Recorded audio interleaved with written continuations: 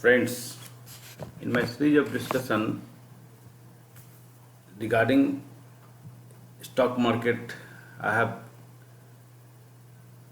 make a lot of discussions. In those discussion, my concern was what is the basic of a stock market, how does it operate, what are the national stock exchanges where these shares are traded, then further what are the mainly three types of stocks like cash, derivative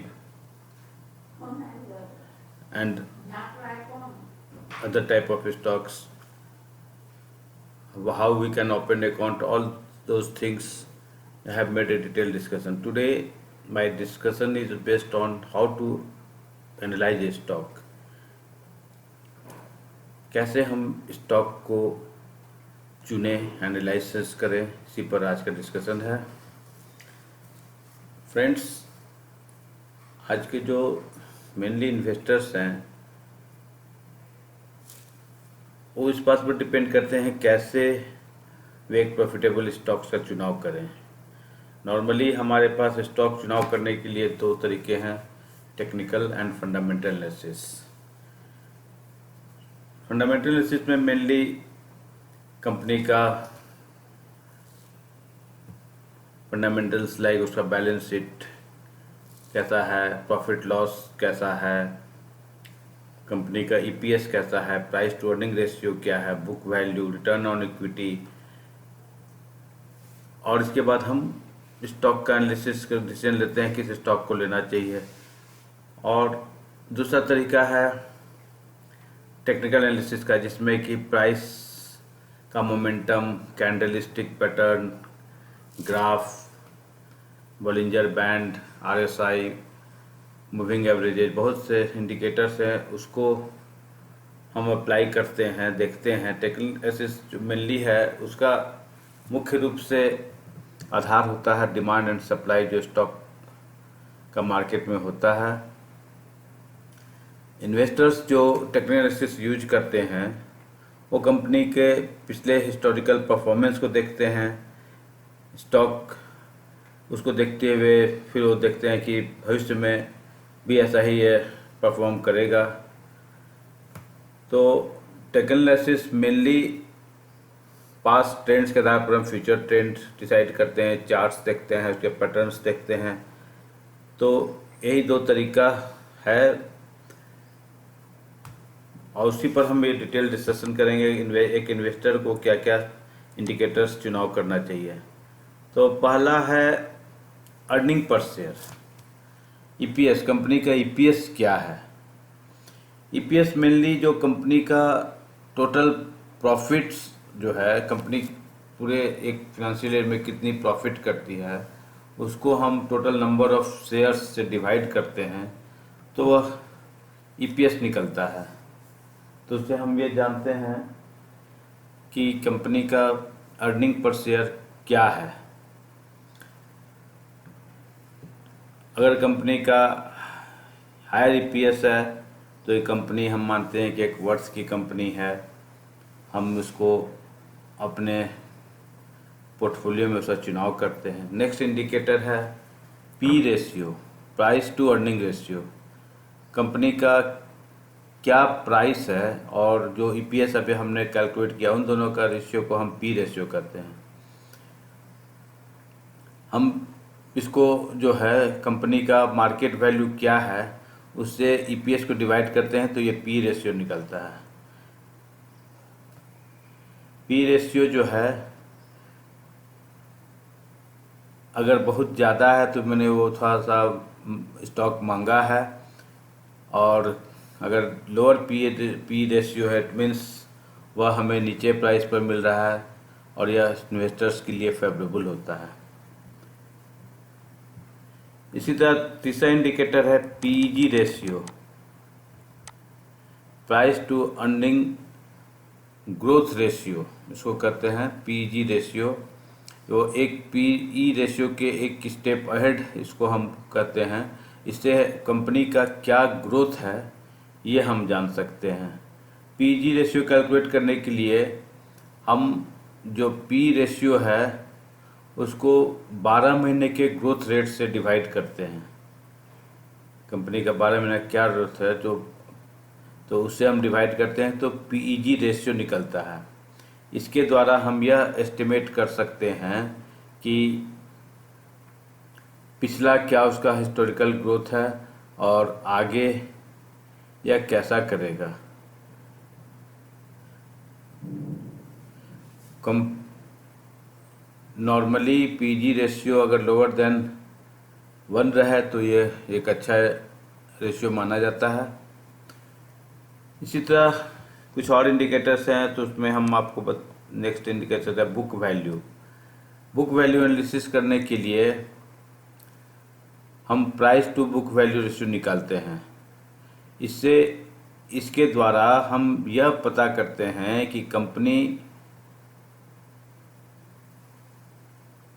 का growth rate कैसा है और वह अभी समय under value है कि over valued है। Price to book value ratio निकालने के लिए हम कंपनी के प्राइस से बुक वैल्यू को डिवाइड करते हैं। बुक वैल्यू जो है उसको निकालने के लिए हम कंपनी के टोटल असेट से उसकी लायबिलिटी को माइनस कर देते हैं तो उसका बुक वैल्यू निकल जाता है। और इस तरह प्राइस से हम बुक वैल्यू को डिवाइड करते हैं तो PB ratio price to book value ratio निकल जाता है।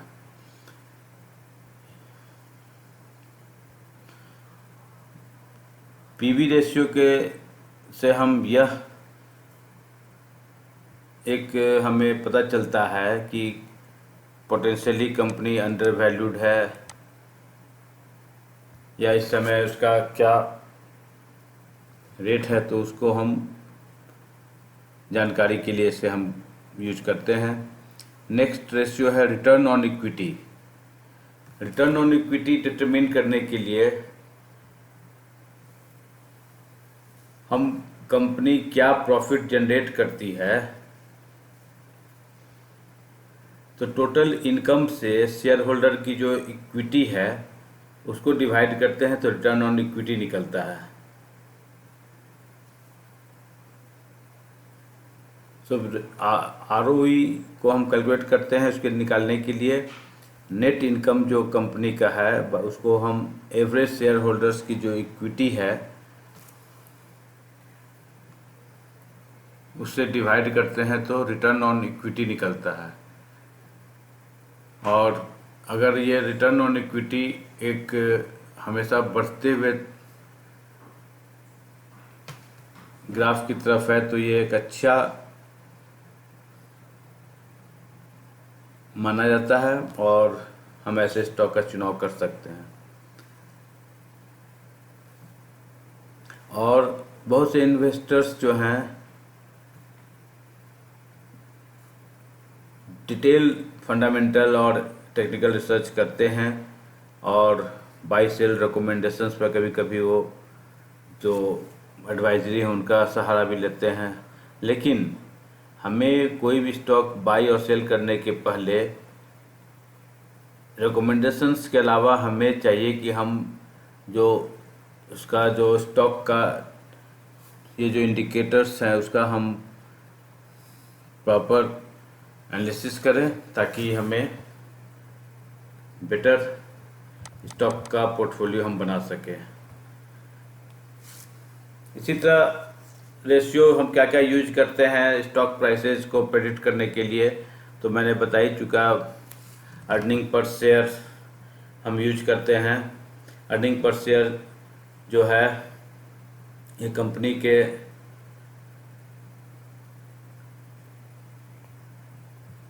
क्या एक शेयर क्या प्रॉफिट कर रहा है ये बताता है। और ईपीएस डिवाइड करने के लिए हम वही आपको बताएं कि टोटल इनकम नेट इनकम में से total outstanding number of shares जो है उसको हम डिवाइड करते हैं और यह ईपीएस निकलता है। सीधा पी रेशियो जो मैंने ऊपर आपको चर्चा किया है कि जो प्राइस है उससे हम ईपीएस डिवाइड करते हैं तो पी रेशियो निकलता है। फिर price to earning growth ratio जो पीजी रेशियो मैंने कहा। अब है कि ये इसका क्या बेनिफिट्स है यूजिंग फाइनेंशियल रेशियो। ये जो रेशियो है ये इन्वेस्टर को यह बताते हैं कि ये जो फाइनेंशियल स्टेटमेंट्स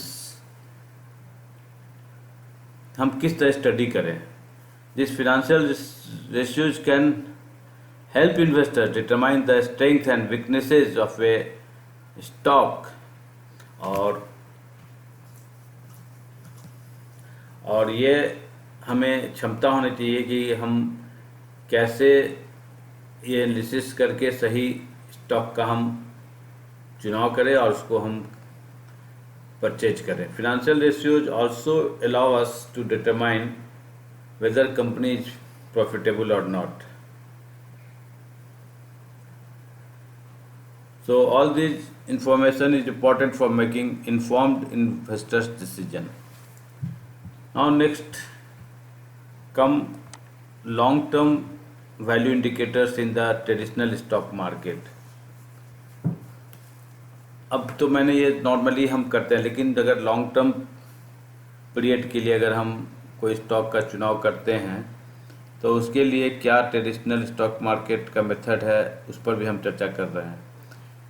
बहुत से इन्वेस्टर्स हैं जो वैल्यू इन्वेस्टिंग को, जो वारेन बफेट का एक फॉर्मूला था कि हम उसी समय स्टॉक बाई करेंगे जब वो हमें सस्ता मिले, और इन टेक्निक का यूज करते हैं। और कंपनी वैसा चुनाव करते हैं फंडामेंटली स्ट्रॉन्ग हो, वर्थ का हो, और जिस समय उसका पी रेशियो, पीजी रेशियो ये सब एक जो नॉर्मल होना चाहिए उससे था नीचे में मिले, तब हमें सस्ता में स्टॉक मिलेगा और लॉन्ग टर्म के लिए हम उसको रखेंगे तो हमें काफ़ी अच्छा मुनाफा हो सकता है। इसके लिए आइए हम कुछ टेक्निक्स क्या यूज करते हैं इसको हम जानें। तो इसका भी वही है जो हमने ऊपर चर्चा किया। पी रेशियो पर पहला हमें फोकस करना है। पी रेशियो जो है वो स्टॉक का हम डिटरमाइन करने के लिए जो आज स्टॉक का जो प्राइस है उससे हम ईपीएस को डिवाइड करते हैं तो पी रेशियो हम डिटरमाइन कर सकते हैं। और पी रेशियो जो है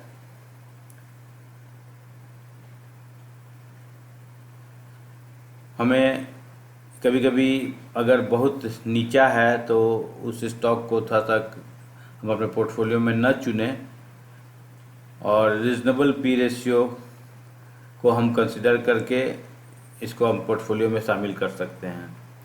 नेक्स्ट मैंने बताया price to book value ratio, that is called PB ratio.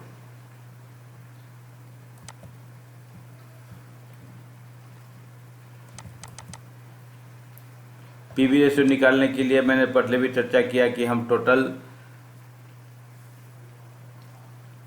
Asset से लायबिलिटीज को घटा देते हैं तो बुक वैल्यू निकल जाता है, और फिर कंपनी के प्राइस से हम उस बुक वैल्यू को डिवाइड करते हैं तो price to book value ratio हम निकाल सकते हैं। अगर price to book value ratio अगर लोअर साइड में है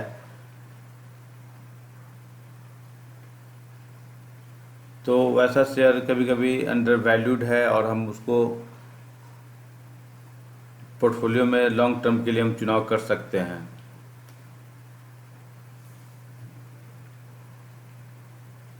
लेकिन बहुत नीचा अगर low price to book value ratio है तो हम वैसे स्टॉक से दूर भी रहें। नेक्स्ट है return on equity. Return on equity जो है यह जो टोटल नेट इनकम है उससे हम एवरेज शेयर होल्डर्स इक्विटी को डिवाइड करते हैं तो रिटर्न ऑन इक्विटी हम निकाल सकते हैं, दैट इज। और इस रिटर्न ऑन इक्विटी का इफेक्टिव यूज अगर हो रहा है तो इसका माने कंपनी अच्छा इकोनॉमिक प्रॉफिट जनरेट कर रहा है। और if ROE is greater than its cost of capital then it is a good symbol, और यह माना जाता है कि कंपनी जो है प्रॉफिट जनरेट कर रहा है। और नेक्स्ट है free cash flow. Free cash flow किसी भी कंपनी का बिजनेस एक्टिविटी करने के बाद जो बच जाता है रिजर्व के रूप में, तो उसको हम फ्री कैश फ्लो कहते हैं। इसको कैलकुलेट करने के लिए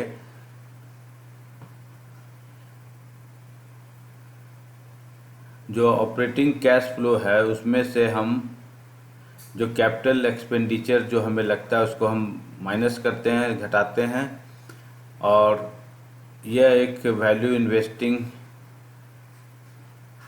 दिखाता है। और अगर कंपनी का फ्री कैश फ्लो है तो माना जाता है कि यह कैश रिच कंपनी है, और यह कंपनी अपने एक्विजिशन करने के लिए, रिसर्च, डेवलपमेंट और डिविडेंड आदि पेमेंट के लिए कंपनी के पास इनफ फ्री कैश है। सो फ्री कैश जो है ये एक बुलिश साइन दिखाता है, तो ये भी एक अच्छा इंडिकेटर है जिसको कि हमें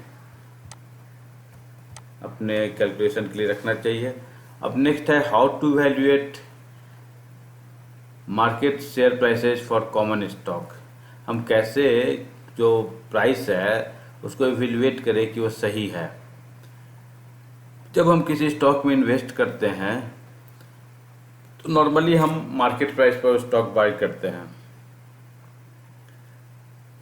और मार्केट प्राइस कभी कभी क्या होता है कि बहुत कस्टमर्स का एक क्राउड है, मार्केट गलत दिशा में भी चल रहा है, रैपिडली स्टॉक सब लोग खरीदना चाह रहे हैं, उस समय एक गलत स्टॉक भी हाई प्राइस पर चला जाता है। तो हमें ऐसे भीड़ भाड़ और ऐसे गलत स्टॉक जो का एक काफ़ी ऊंचा है, कुछ न्यूज आ गया, ऐसे स्टॉक से हमें दूर रहना चाहिए। हमें चाहिए कि हम अपना होमवर्क करें, डिटरमिन करें कि कंपनी का जो फंडामेंटल्स है वो कैसा है, और जिस समय हम स्टॉक खरीद रहे हैं वह एक चीप प्राइस पर मिले, वह फेयर हो, किसी प्रकार का उसमें न्यूज के आधार पर इसका प्राइस कॉस्टली ना बढ़ा हो, और इसका हम जो earning per share, book value आदि हम पूरी तरह से कैलकुलेट करके ही हम उसका सही स्टॉक प्राइस इवेल्युएट करें। हम स्टॉक एक्सचेंज के वेबसाइट, गूगल में जाके कंपनी का प्राइस वगैरह, और मार्केट में जो NSE के साइट पर या डिफरेंट ब्रोकर का जो हमें एक्सेस मिलता है उसका हम तो वहाँ से हम स्टॉक प्राइस अभी क्या चल रहा है, उसका वॉल्यूम वेटेड एवरेज प्राइस क्या है, कि टोटल कितना वॉल्यूम हुआ, एवरेज प्राइस क्या है, वो सब सिस्टम ही निकालता है। तो ये सब चीज़ पर ध्यान रख के हमें ये सारा कैलकुलेशन करना चाहिए।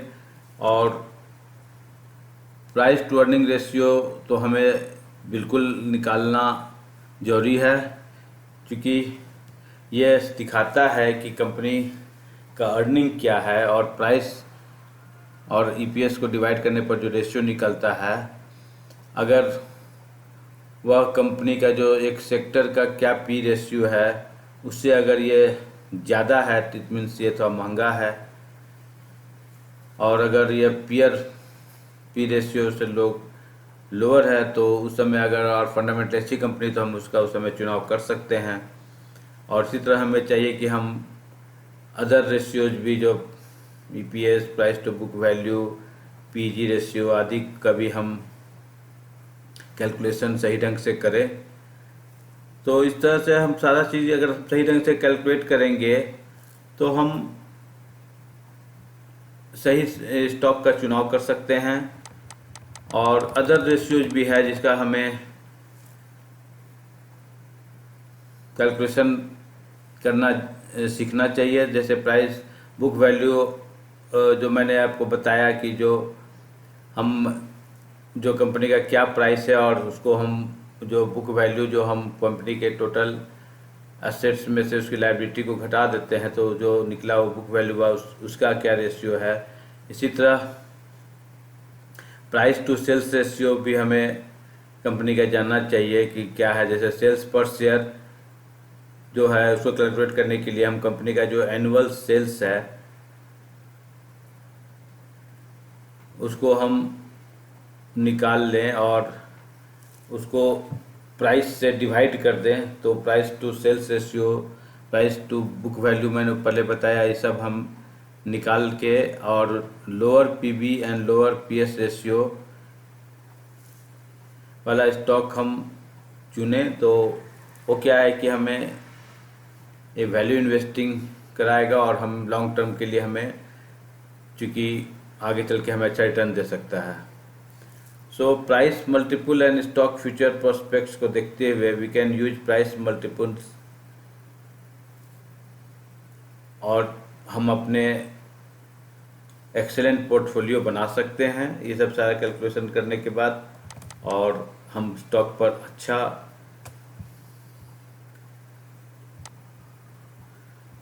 अच्छे समय होल्ड करने के बाद अच्छा प्रॉफिट हम अर्न कर सकते हैं। तो आज का डिस्कशन जो मैंने बताया कि कैसे हम स्टॉक का एनालिसिस करें, मेनली मैंने पहले बताया कि एनालिसिस करने का दो तरीका, fundamental and technical analysis. Fundamental analysis में हम कंपनी के बैलेंस शीट, प्रॉफिट लॉस, फिर विन ratio, EPS, price to earning ratio, PG ratio, book value, ये सब एनालिसिस करके हम निकालते हैं। दूसरा टेक्निकल एनालिसिस में हम डिमांड एंड सप्लाई पर उसका क्या प्राइस है, कंपनी का पैटर्न, हिस्टोरिकल पैटर्न, उसका ग्राफ, ट्रेंड्स, चार्ट आदि का स्टडी करके देखते हैं कि कंपनी का प्रेजेंटली कैसा प्राइस है। तो technical analysis mainly price based होता है, प्राइस में क्या मोमेंटम है, क्यों बहुत ज़्यादा प्राइस बढ़ रहा है, तो इट मीन्स इन्वेस्टर्स लोग इस पर काफ़ी इंटरेस्टेड है इसको लेने के लिए। और टोटल वॉल्यूम में हम ये भी ध्यान रखें कि डिलीवरी परसेंटेज क्या है, तो ये सब चीज़ का हम करेंगे। और जो मैंने बताया कि earning per share, P ratio, PG ratio, book value, return on equity आदि जो हैं, ये रेशियो हमें बिल्कुल ध्यान में रखना होगा। और इसी तरह हम लॉन्ग टर्म पोर्टफोलियो के लिए हम अपना चुनाव करें। और कैसे हम स्टॉक मार्केट का, किसी स्टॉक का प्राइस इवेल्युएट करें, ये बहुत ज़रूरी चीज़ है। क्योंकि कभी कभी क्या होता है कि फॉल्सली लोग उसके रेट में मार्केट में न्यूज़ बेस्ड करके उसके इन्फ्लेटेड रेट कर देते हैं और रिटेल इन्वेस्टर जानकारी के अभाव में से स्टॉक ऊंचे दाम पर ले लेते हैं, बाद में उसमें कोई फिर गिरावट आती है तो अच्छा खासा उन्हें नुकसान उठाना पड़ता है। तो इन्हीं पर मैंने आज चर्चा किया। मैं आशा करता हूं कि आज का टॉपिक जो मैंने स्टॉक मार्केट पर कैसे हम स्टॉक का चुनाव करें, क्या क्या एनालिसिस करें, इस पर मैंने जो डिटेल डिस्कशन किया आप लोग के लिए यूज़फुल रहा होगा। इन्हीं सब के साथ मैं आज की वार्ता यहाँ ख़त्म करता हूँ। आप सबों को